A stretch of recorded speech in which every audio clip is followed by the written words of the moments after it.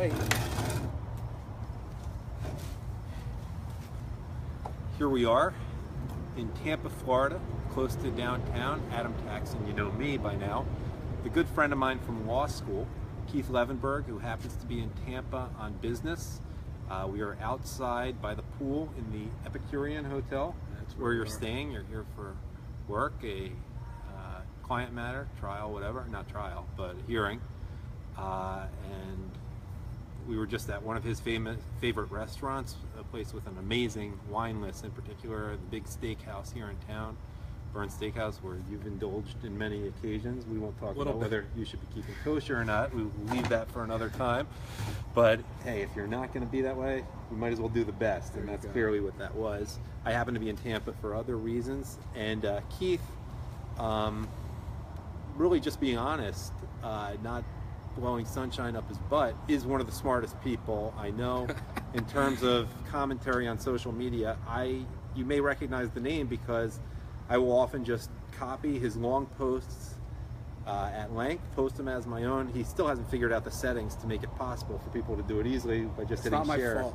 Okay, but other people do it. I don't know why you can't do it. He has some great analysis on a lot of issues, and he's willing to hang out with me and just talk. He's had a few drinks, I have not, and we're going to talk about the world and what's going on. You're welcome to put in comments. I'll get up every few minutes, but let's break. We were talking plenty at the restaurant, but we'll break the ice in this medium right now and pick up. I wanted you to start off talking about your analysis of the media, which has obviously been in the news a lot. I forgot what exactly the question was, but you can pick it up from here, the point you were making. So here's what we were talking about in the restaurant.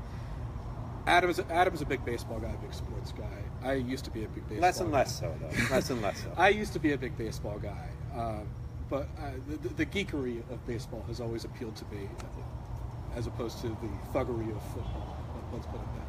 So one of the time-honored geek pastimes in baseball was the whole hobby of sabermetricians and coming up with all sorts of complicated stats to tell the truth in ways that nobody has thought of doing before. And we were talking about the stat value over replacement player, which was the stat that Bill James came up with basically to describe how good any given Major League Baseball player would be over any random person you could replace him with from the minor leagues. Mm-hmm. And my theory was that there are all sorts of people in the media that have negative value over replacement player.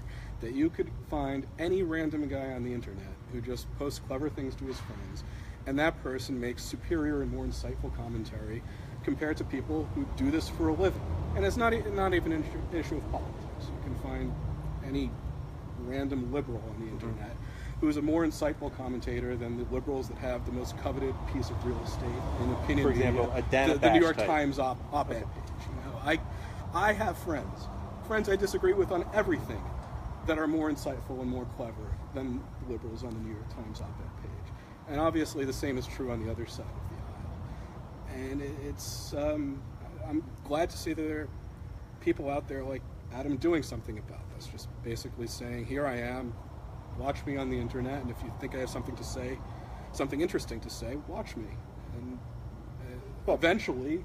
Right. But as I've mentioned in some of the videos I've been doing lately, and I'm going in a new direction now, I may be an interesting guy, I may be insightful, but I see my primary role, and I'm very genuine about this, as being an editor, a filterer of all the information out there. Some of my opinions and insights are going to come out inevitably anyhow, but bringing people like you and a lot of people who are writing good stuff, whose audience is just their friends and acquaintances on Facebook, who are more worthy of a larger audience. If people have limited time,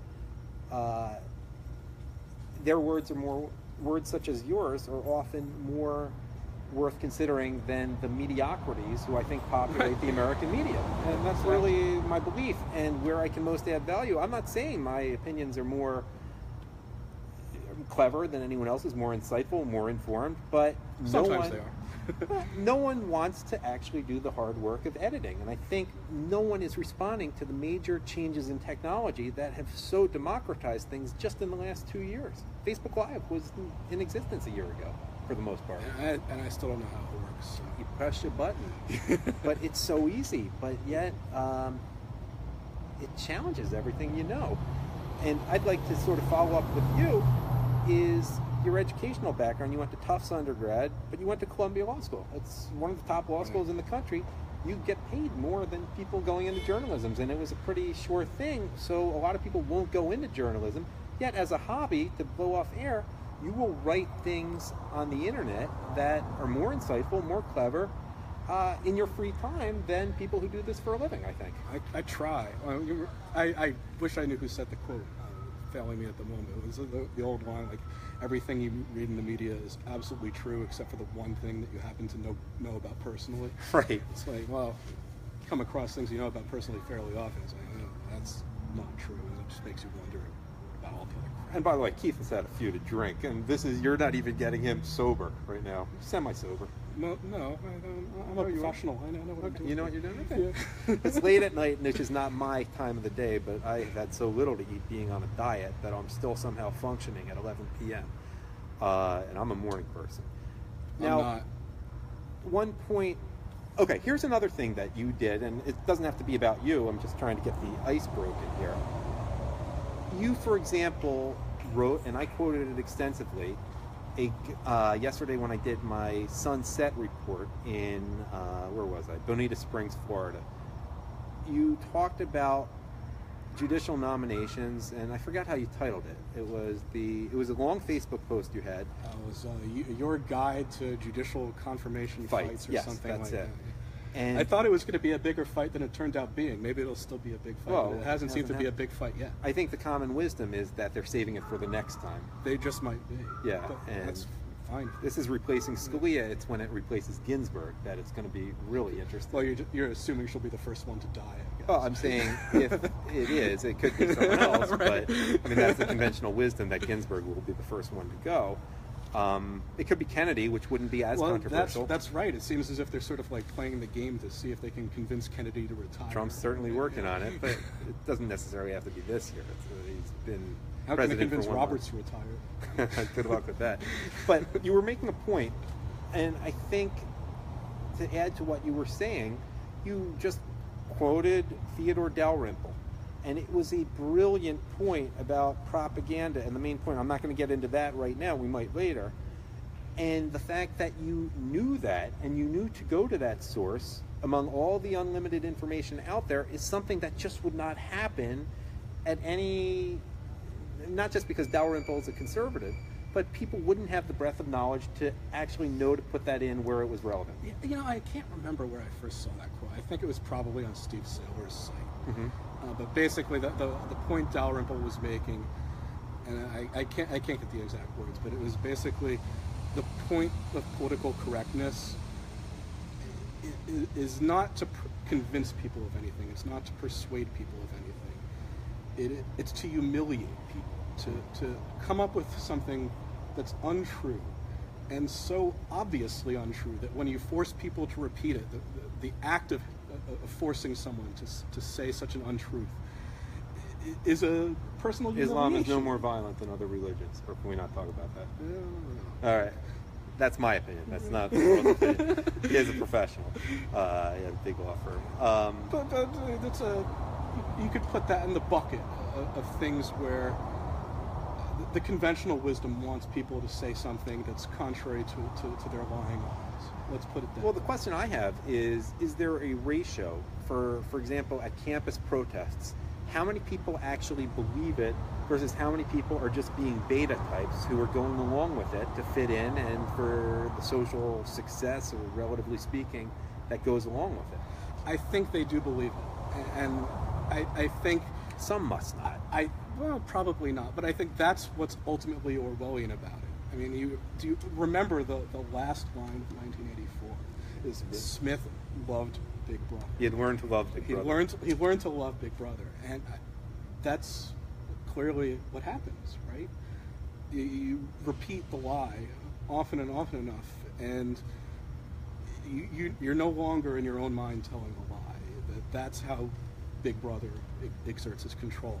And the context in which it frequently seems to come up in the Supreme Court fights is they ask these nominees again and again and again, all right, name a Supreme Court decision that you think was incorrectly decided. Mm-hmm. And they're clearly trying to bait them into saying, well, obviously Roe v. Wade was incorrectly decided because there's nothing in the Constitution that says there's a right to abortion. It's just not there.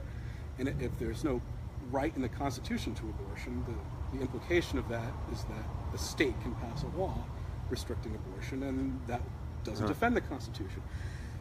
But absolutely nobody who's been in these Supreme Court hearings, including people who would answer yes to that question, who would say, yes, I think there is a right to abortion in the Constitution. None of them actually say that. What they say is, oh, I haven't thought about it. You know, I'd have to do the research. You don't have to do research. You just have to read the Constitution. So the framework they've set up is you have to lie in order to get confirmed to the Supreme Court.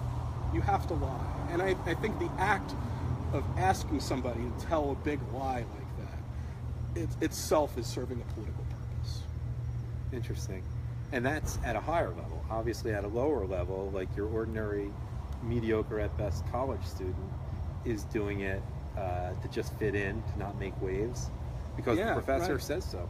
And eventually, you know, they learn to love Big Brother just like Winston Smith. But it's a lot less effort. Yeah. What other things were we talking about in there? I'm trying to think. Keep this momentum going. What are your thoughts on that? You're not a never Trump guy, but you're not a gung-ho Trump guy so far. No, my opinion on Trump throughout the entire primary season was, oh man, we got to get rid of this guy because he's going to lose. And I guess I wasn't totally wrong on that, because he did end up losing about like 3 million votes. Popular vote. Yeah. Who scored more runs in the World Series, the Cubs or Indians? All right, so he pulled it off, but he almost didn't pull it off. And all these stories about, you know, trying to, you know, make the left feel terrible that they screwed something else up. Let's remember that, you know, a couple hundred votes in the right zip codes, it would have been the other way around. So, you know, both sides have problems that we need to work on. But, you know, I thought that he made immense contributions to the campaign. My main objection about to him was, I think he's going to lose. But the number one contribution I think he made was making political correctness in itself a political issue. Huh. Nobody else was willing to talk about it. And that includes the press, certainly, too. Yeah, of course.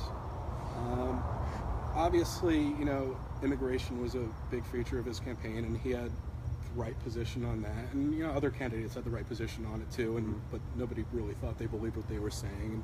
And in his case, people did believe that he believed what he was saying. And hopefully he believed what he was saying, right? We still don't know for sure, but we'll find out. Signs are promising. You know, it does seem as if he's at least making an effort to keep his promises, so that's good. So my opinion on him was basically that he is right on so many important things. He is wrong on a lot of other things that are, you know, much lesser in importance. So I'm willing to obviously support him for those reasons. And I sincerely hope that, you know, he can keep his temperament in check and actually, you know, accomplish the things that he's right about. And we'll see where that's going. I want to ask you a question about something that was in the news earlier today.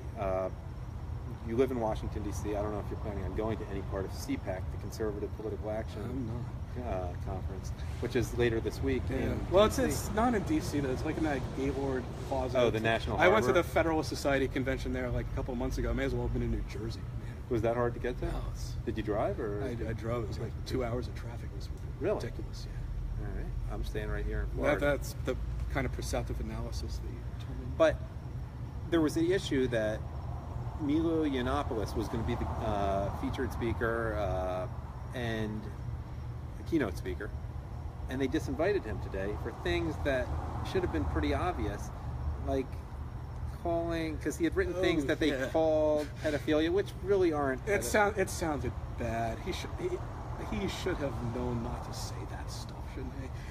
I don't know. I mean, he says some pretty are you talking in general? He says some pretty bold things, vulgar things to begin with. They knew what they were getting. My issue isn't with him. He is who he is. And I'm not saying whether I'm a big fan of his and his whole act, or, you know, I present myself as an observant Jew, and he does have his mother who was Jewish. Whether I even condone that kind of lifestyle, I'm not getting into that. But the disingenuousness of CPAC, really the American Conservative Union, and more broadly, what I will call conservatism Inc. You've heard that term before, and I know Steve Saylor probably uses it, and you're a big fan of him and his blog. And just maybe you have some thoughts about that in general. Their disingenuousness. Yeah, being well, exposed. I mean, you got to figure they certainly should have known what they were getting when they invited him in the first place. So it's a little hard to be shocked that a couple of raw comments in his past come out. But I'm not terribly familiar with his body of work. I mean, the way I see him is he's almost like a punk rock act, or like a stand-up comic in the tradition of like a George Carlin or a Lenny Bruce type who tries to shock some of the right people, right? But he did a good job. He wouldn't be where he is, forget the theatrics, without being a good technology reporter for Breitbart for a while. Yeah. I mean, he earned where he is by competence. What made him like famous in the first place? Was like the whole Gamergate thing, right? It was Gamergate, and then he really came to attention with the not Shirley Jones. What's her name on Saturday Night Live? Something Jones. Leslie Jones. I don't even remember. Shirley Jones is very ladylike. Don't get me wrong. Partridge Family. Wasn't she in Oklahoma too? But Leslie Jones. That was just the pretext, right? Though he didn't really say anything so bad about her. No, it was because she was a black woman, and he was just talking about how bad the movie was, how bad she was, and she oversensitively replied. But I think that's where a lot of people first heard of South Park did like a whole season about how bad that movie was, and nobody tried to put South Park off the air. Right, but I think it was because he was picking on her in particular, and her reaction to it. Then she started whining. But I think it's been less than a year since he was really on the map for a lot of people. And you wonder if CPAC was trying to make themselves young and hip. It's just, I don't know. It's funny though. Like they deplatformed him on Twitter because of that whole episode. Right. I don't even read Twitter that much. I read it like I'm waiting in line at the sandwich shop for 5 minutes. I'll check Twitter. So that was like the only context in which I ever saw his stuff. And like literally talking like 5 minutes a day every couple of days. I don't see his stuff anymore because he's not on Twitter. So it shows you sort of like how powerful that deplatforming power that they have. Well, he hasn't been famous the last few months for anything he's written. It's more he appears. Because you're not seeing it on Twitter. Right? Well, also because he writes for Breitbart. He does that, but it's more his appearances on college campuses. It's not so much what he writes now as the celebrity persona he has become. I haven't seen any of his college appearances. It's interesting though. But Berkeley. 2 weeks ago, the one I saw the riot. Caused the riot.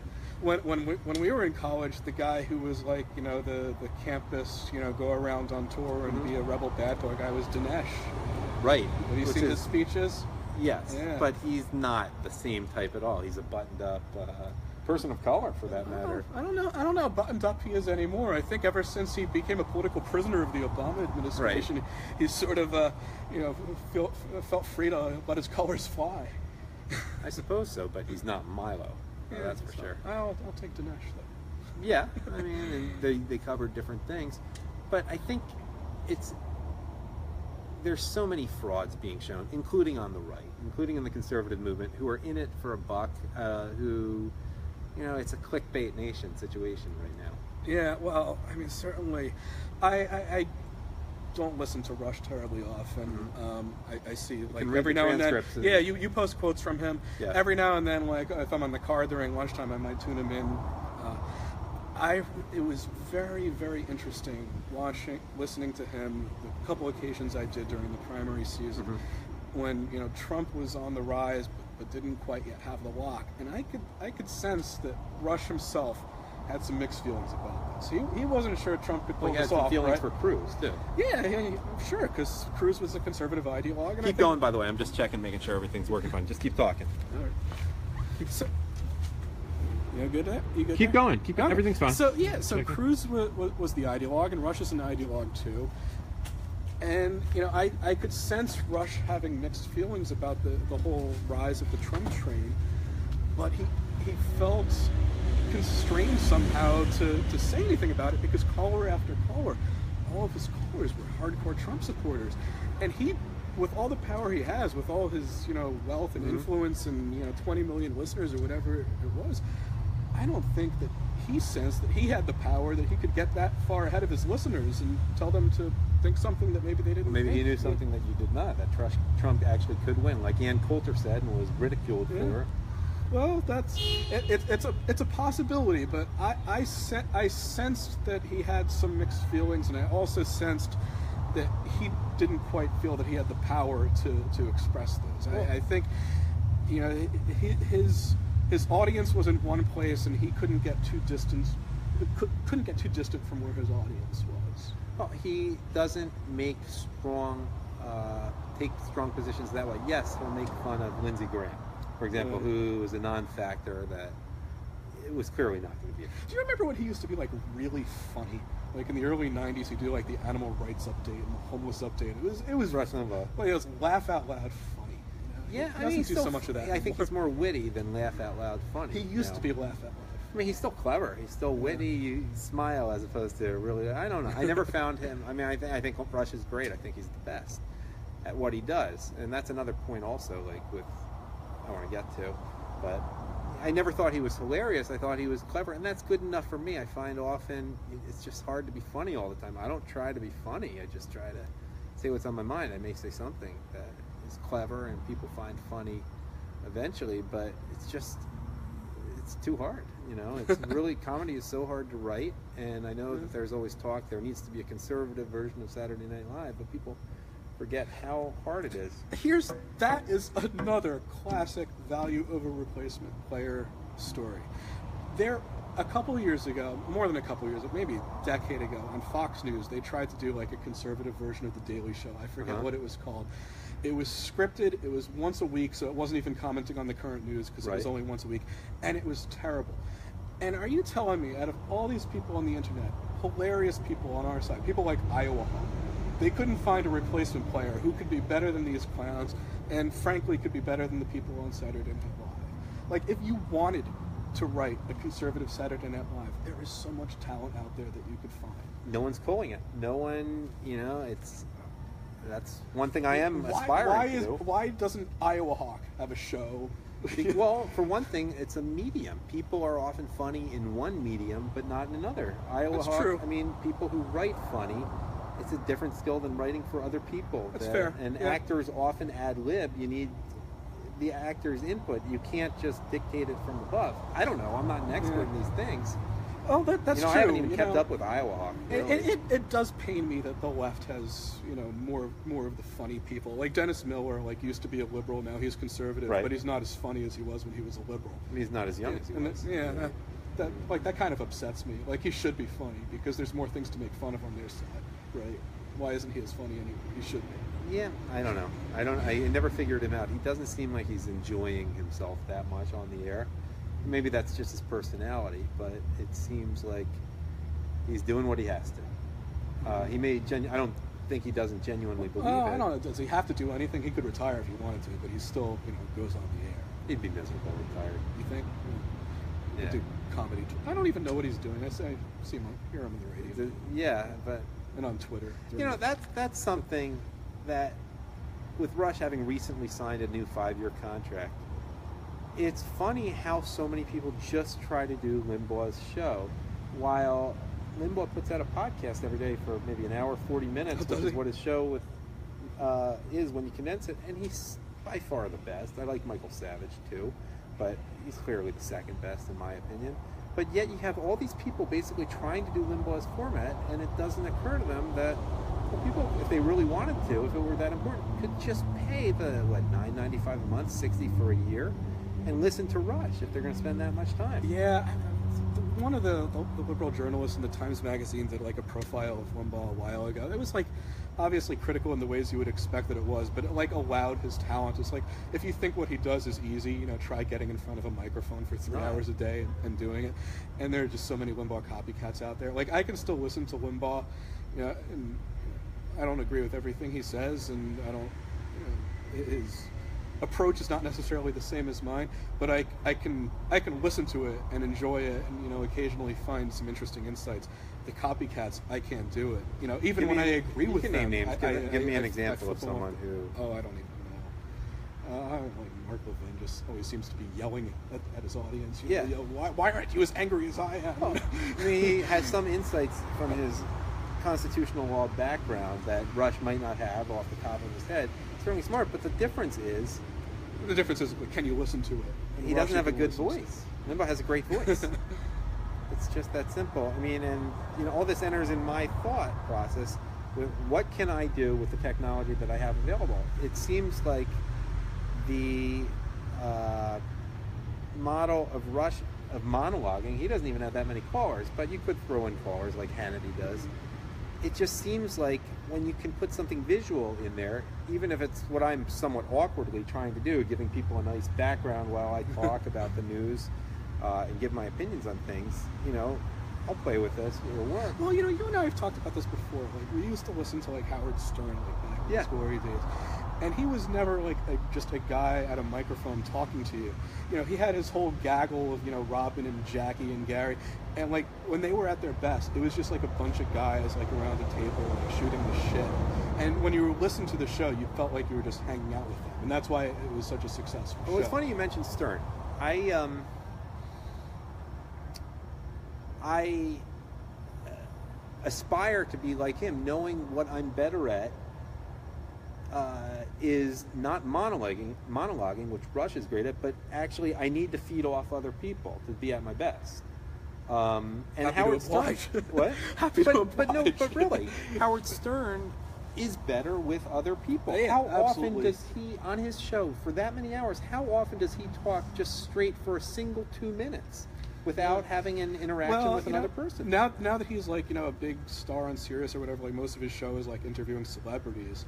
That's not most of it. That's that's what a lot of the podcasts are. But when it's just Howard, asking questions to the celebrity, I have no interest in listening to it. But when it's just him hanging out with his people, I think that's makes for every entertainment. Have you given enough chance to some of his celebrity interviews? I heard a couple. Okay. I'm a big Pink Floyd fan. Right. Rogers politics notwithstanding. So I listened to his Roger Waters interview. Was it good? It was good because, it was what other interviewers can't do. It was just two guys hanging out. And well, he doesn't have the time pressure that others do. That's but a big part I think of it he's too. also, and he's been credited over the last 15 years for going through a lot of personal therapy and letting that come into his personality. He's very good at getting people to be themselves. Yes, even outside of the absolutely. shtick. But that's important as an interviewer. You have to make people comfortable. You have to make them go off their talking points. Did you hear the Norm Macdonald interview? No. It was phenomenal. I can't recommend this highly enough. Really? I mean, if you doubt... Norm Macdonald's not an A-list celebrity these days. He's not an A-list celebrity, but I mean, if you doubt that stand-up comedy is a true art form on the level of painting or opera or whatever, you've got to listen to this interview because Norm Macdonald is one of, in my opinion, maybe the best there ever was at stand-up comedy, and he just lays bare just the nuts and bolts of how it's done. And most of the time, these people that are big stand-up talents are kind of really messed up people. And Norm had some of that too. He had just gambling history and all sorts of other crap like that. And he talks about it. It's right out in the open in this interview. And when you see Norm on Letterman, smiling, and Norm loved Letterman. He was good on Letterman. But you were watching Norm Macdonald, the entertainer, when you saw him on Letterman. When you listened to the Stern interview, you were listening to Norm Macdonald, the person. I think Stern is so good at people letting people become themselves. And who really first made me aware, just because I like giving credit where it's due, of how good Stern is as an interview. Remember the guy Jeff Pearlman, the Sports Illustrated writer, who he wrote the Mets book, The Bad Guys An annoying liberal, but that book was pretty good. He's a good writer, but his liberal views are insufferable. I didn't even know that about him. But he wrote, he's the guy who did the whole hit piece on John Rocker. Yeah, okay. Well, as Colin Quinn said, I'm not defending John Rocker or anything, but he's definitely been on the 7 train. Yeah, true. But he did say he laid out why Howard Stern is a great interviewer. This was a couple of years ago, maybe 2-3 years ago, and I looked and I said, he's absolutely right, and I had never thought of it that way, and that's often what a great writer will do, make you say, yeah, I should have seen that obvious point. Everything he says is right. And I think Stern is good. Now, we had joked about this before. I think the greatest interview he did recently, you know who I'm going to say. I know who. Lenny Dykstra, which makes it easy. It writes itself. He also had the thing like a line I've never heard Stern, because anything goes vulgarity-wise. He actually said, "Lenny, before I throw up," because he's getting too vulgar for Howard Stern. And Dykstra. Well, that was the 86 Mets for you, right? But as Dykstra pointed out, and it's funny we mentioned this in Tampa, which is where spring training is going on right now. Dykstra, what was I going to say? I lost my train of thought. That's what happens late at night. Dykstra was Dykstra. He really is a unique individual. He is. You can see why Billy Beane looked at himself and said, "I'm never going to make it," because he was a top pick. Who's now the general manager of the A's, the Moneyball guy. Sorry about the sound, but what can you do? We don't expect perfection. We're not Jim Acosta and CNN here. We're not that polished, but we're real. And that doesn't necessarily mean it's ideal to have a garbage truck in the back when you're doing an interview. But we had good lighting. Yes, we have excellent lighting. Dykstra had such a winner's I'm not going to lose mentality. It made Beane realize his self-doubts and that he did not have what it takes to be a major league player, because he described Lenny Dykstra, insane as he may be, as the perfect mentality for a major league baseball player. We are going to win, and he puts it in much cruder terms, right, no matter what. And his teams won. Well, Dykstra is obviously on performance-enhancing drugs, but he's also kind of a he's the first to admit it. Yeah, it's also kind of a throwback to the era when they were not just on performance-enhancing drugs, but they were also on performance-debilitating drugs, and they were still playing baseball. I'm not sure he did that much. I think the partying was. You don't think? But Babe Ruth, I don't know if he. Oh yeah, he did. That's right. The whole 1992 season or 91 season, he was out because of a car accident after partying too much. Yeah, you had him. You had Strawberry. You had Gooden. You had Hernandez.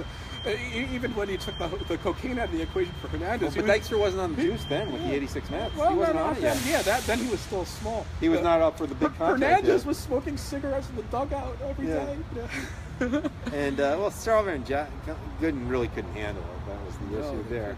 Man, I just always wondered how Gary Carter got along with that group. He just, I think, was the Boy easy Scout. with everyone. Right? Totally. There were some interesting things. Those were good days. He's a Mets fan. But that is an example of an interview. If you ever want to listen to an interview with great rapport, Dykstra with Howard Stern is the ultimate if you can handle the vulgarity. By the way, the other two good ones I've heard recently, Howard Stern with Steve Miller of the Steve Miller Band. I didn't hear that one. Excellent. And he really gets into rock and roll, but also the corruption of the Rock and Roll Hall of Fame and how much he despises. Is it Jan or Jan? Jan Wenner. Is it Jan or Jan Wenner? No, I've only read it in print, so I'm going to say Jan. Jan Wenner. Who knows? I should know this. That was really good. And Mike Judge of Beavis and Butthead fame, a particularly good interview. You really got to the heart of what made these people tick from a young age. You really felt like you know them, and that's a sign of a good interview to me. What got us on this subject? I don't know. We're talking about Rush and then Howard. Yeah, I mean, I don't have much to add on the media today. Where do you see all this going? I mean, if in an ideal world, what happens with the media? Oh, we don't live in an ideal world. Everything these days is just about sides. It's like every side has its own, facts and its own alternative facts, and nobody wants to hear the other sides. I mean, it's horrible. I mean, I listen to even people that I agree with. People I'll cheerlead for, and I'm like, I'm glad you're saying that to the public, but just between you and me, you know that what you just said is bullshit. Yeah. It's horrible. We just need more honesty across the board. Do you think eventually some people rise to the top, that people become more discerning? I mean, we're at a phase now where so many people are putting up videos of themselves, so many people are taking advantage of the technology that there's so much out there, people don't know where to look, but eventually it'll all sift out and there will be gatekeepers, filters, people who are trusted to not just tell you the truth, but to sort out the crap, the wheat from the chaff. Well, we have gatekeepers, right? They just haven't been very good ones. Yeah, but they're old technology gatekeepers because they know they've been disingenuous. They're putting up very mediocre people in a lot of cases. Some aren't very good, but can you really tell me that Chris Wallace is the best person who was in the news today for criticizing Trump, for criticizing the media? Sorry, it's not perfect. We didn't vet this out ahead of time, but we are capable of talking loudly. And we have good lighting. With good lighting. Is Chris Wallace really necessarily the best person in what he did, or is he adequate and Mike Wallace's son? Oh, there you go. Well, that's the question, right? Like, who's the replacement player that you could find who could do Chris Wallace's job just as good? I imagine you could find a pretty fair number of them, right? How do you define his job? Is his job to be moderate? Is his job to tweet Trump? Is his job to simply say it as he sees it? I don't even know how it's defined, though. Well, yeah, I don't even know if the people of Fox News know how their job is defined anymore. It certainly seemed the first GOP debate that the official party line on Fox News was, got to torpedo this Trump guy. And now that Trump is the guy at the palace, I think the marching orders have changed. And nobody really knows how it's shaking out over there. And we need some criminology to see what's going on in the Fox News. What do you think? We outweight this or keep it going? Nah, who cares? We'll edit the good parts later. I don't know. I want to add, I don't even know what that guy's doing. Is this someone cleaning or something? Downside. Not that cold on the bright side. I thought it'd be colder out here. That's why I was hesitant to do this. Sunny Florida. It's not that sunny. It's not that warm. You said something, man, what was it? What was it you said? Oh, you're going to say something brilliant and people won't be able to hear it. Hey, someone tell me if you can hear us okay. If anyone's watching, please just type, I'm going to check, can you hear us okay?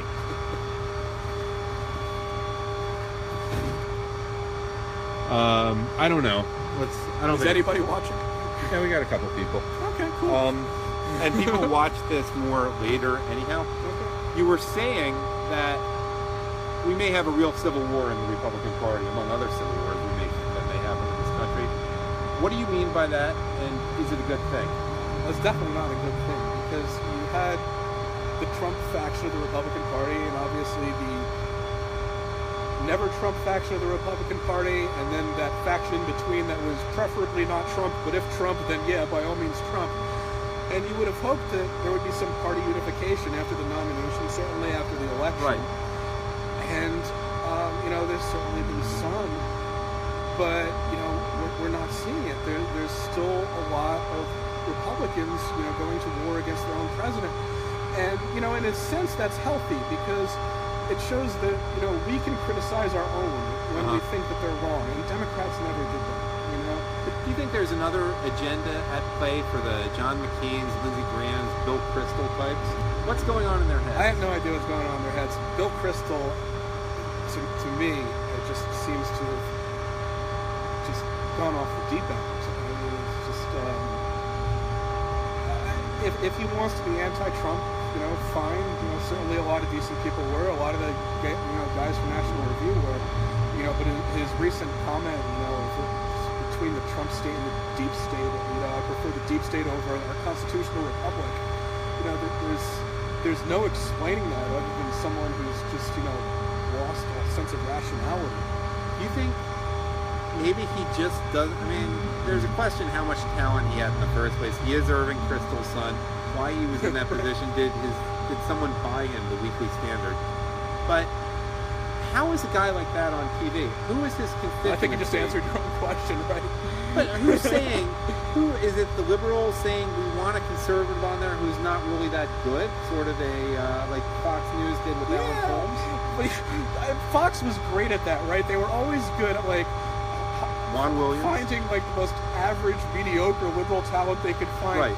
And the liberals used to complain, oh well, Fox News is conservative bias. You don't have liberals on. That was never the bias. The bias was we do have liberals on. We just find the stupid liberals, right? Yeah. Is that why Shepard Smith is still there? I don't know. I don't get that one.